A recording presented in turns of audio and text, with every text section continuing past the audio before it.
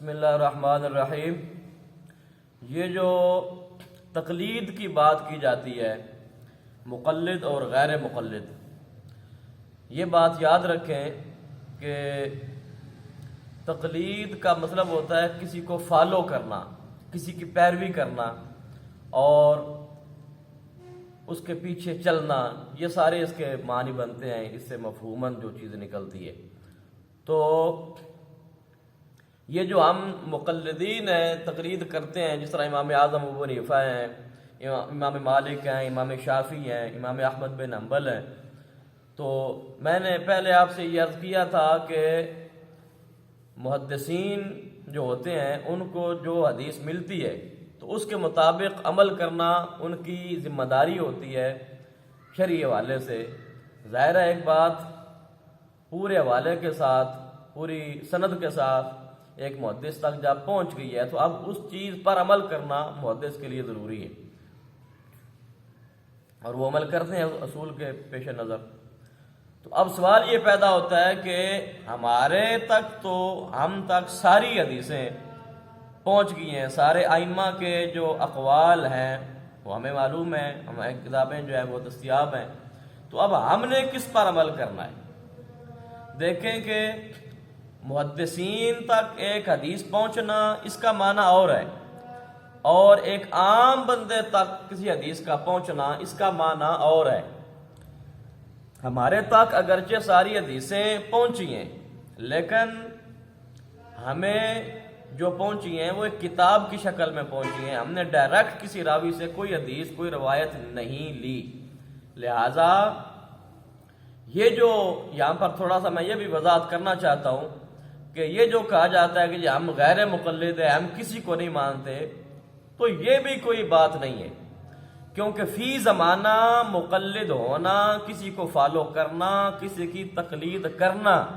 اور کسی کی بات پہ یقین کرنا، یہ ہماری مجبوری ہے۔ کس منہ سے ہم یہ کہہ سکتے ہیں کہ ہم مقلد نہیں ہیں؟ ہم نے جو بھی حدیث لینی ہے، جس پر بھی ہم نے عمل کرنا ہے، تو وہ کسی کتاب میں لکھا ہوگا تو اس پر عمل کریں گے نا۔ مثال کے طور پہ امام بخاری کو لیتے ہیں لوگ، ہم بخاری کی بات مانتے ہیں، امام بخاری کی روایت مانتے ہیں، تو امام بخاری جو ہیں وہ کوئی شارع ہیں، یا امام بخاری جو ہے وہ کوئی نبی ہیں؟ نعوذ باللہ۔ امام بخاری نے بھی تو آگے کسی اصول کے تحت، کسی قانون کے تحت، کسی ضابطے اور کلیے اور شرائط کے تحت حدیثیں جمع کی ہیں۔ امام بخاری کی حیثیت یہ ہے کہ انہوں نے احادیث کو اپنے ایک مخصوص شرائط کے ساتھ جمع کی ہے۔ تو ہم اگر امام بخاری پر اعتماد کر رہے ہیں، مجھے افسوس ہوتا ہے یہ بات کہتے ہوئے کہ جو لوگ کہتے ہیں کہ آپ حنفی ہیں تو آپ مالکی ہیں، تو شافعی ہیں تو حنبلی ہیں،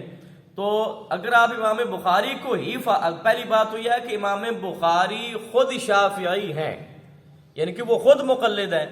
تو آگے ان کی بات کو تو آپ فالو کر رہے ہیں، ان پر تو اعتماد کر رہے ہیں، لیکن امام اعظم پہ اعتماد کرنے کو آپ جو ہے وہ طعنہ سمجھتے ہیں، اور امام مالک کو فالو کرنا آپ طعنہ سمجھتے ہیں، امام احمد بن حنبل کو فالو کرنا جو ہے وہ آپ طعنہ سمجھتے ہیں، جبکہ امام بخاری کو فالو کر رہے ہیں۔ تو ان کو جب فالو کر رہے ہیں تو اس کا مطلب یہ ہوا کہ آپ ان کی تقلید کر رہے ہیں، ان پر اعتماد کر رہے ہیں کہ انہوں نے جو روایات لی ہیں وہ یہ ہیں۔ تو امام اعظم ابو حنیفہ کا جو مسلک ہے ان کے گھر کا مسلک نہیں ہے، ان کا اپنا مسلک نہیں ہے، انہوں نے بھی احادیث جمع کی ہیں اور ان کی روایات ملتی ہیں، کتابیں موجود ہیں، پورا ایک مذہب ہے، پوری کتابیں ہیں، پھر اصول ہیں۔ تو یہ سوال کہ ہمیں جب ساری چیزیں پہنچ گئی ہیں تو اور بھائی ہمیں اگر ساری چیزیں پہنچی ہیں تو ہمیں ان ائمہ کے توسط سے، ان کے وسیلے سے پہنچی ہیں، تو لہذا ہم نے اسی پر عمل کرنا ہے جو ہمیں ان ائمہ نے ہمارے پاس یہ چیزیں جو ہے ان کے وسیلے سے ہمیں جو ملی ہیں۔ تو لہذا آج کل کے دور میں کوئی بھی غیر مقلد نہیں ہے، ہر بندے کے لیے ضروری ہے کہ وہ کسی نہ کسی کتاب سے ہی دیکھ کے پڑھے گا، کسی نہ کسی امام نے جو ایک ذخیرہ جمع کیا ہے اس پر وہ اعتماد کرے گا۔ اب یہ آپ پہ ڈیپینڈ کرتا ہے کہ آپ نے کس پر اعتماد کرنا ہے، اور پھر عقیدہ ٹھیک ہونا چاہیے. باقی میں یہ پہلے بھی بات کر چکا ہوں کہ رفع یدین کرنا نہ کرنا، جو کرتے ہیں وہ نہ کرنے والوں کو کوئی فتویٰ نہیں لگا سکتے، اور جو نہیں کرتے وہ کرنے والوں کو کوئی فتویٰ نہیں لگا سکتے. آمین جو اونچی آواز سے کہتے ہیں وہ دھیرے سے کہنے والوں پر کوئی فتویٰ نہیں لگا سکتے. اسی طرح قیام میں ہاتھ کہاں باندھنے ہیں،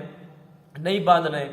تو مسئلہ یہ ہے بنیادی طور پہ جو رکن ہے، جو فرض ہے، وہ ہے قیام، کھڑا ہونا ہے، آپ نے نماز پڑھنی ہے. یہ تمہارے مسائل ہے کہ ہم نے جو کام کرنا تھا وہ تو ہم نہیں کر رہے، لیکن جو ہم نے نہیں کرنا تھا ہم ان کے پیچھے پڑے ہوئے ہیں اور ان کے اوپر ہم وقت جو ہے وہ لگا رہے ہیں. تو لہذا جو ائمہ تک حدیث پہنچتی ہے وہ کسی اصول اور ضابطے کے تحت حدیث کو لیتے ہیں. ہمارے پاس جو روایات پہنچی ہیں، اب ہم نے ان ائمہ کی جو اپنی اپنی شرائط ہیں اور جو اپنے اپنے اصول ہیں ان کے مطابق ہم نے ان کو اگر فالو کرنا ہے، تو اس کا مطلب ہرگز یہ نہیں ہے کہ ہم امام اعظم ابو حنیفہ کا کوئی اپنا مذہب ہے تو اس کو فالو کر رہے ہیں، بلکہ انہوں نے اپنے اصول کے تحت جو اپنی سند کے ساتھ روایات لی ہیں ہم ان پر اعتماد کرتے ہیں، اور جو امام شافعی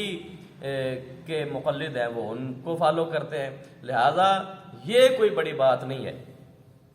اصل بات یہ ہے کہ نبی کریم صلی اللہ تعالیٰ علیہ وسلم آپ کی شریعت سمجھتے ہوئے، اللہ کا حکم سمجھتے ہوئے ہم نے ان کو فالو کرنا ہے. اللہ پاک ہم سب کو اعمال صالحہ کی توفیق عطا فرمائے. آمین. وما علیہ الا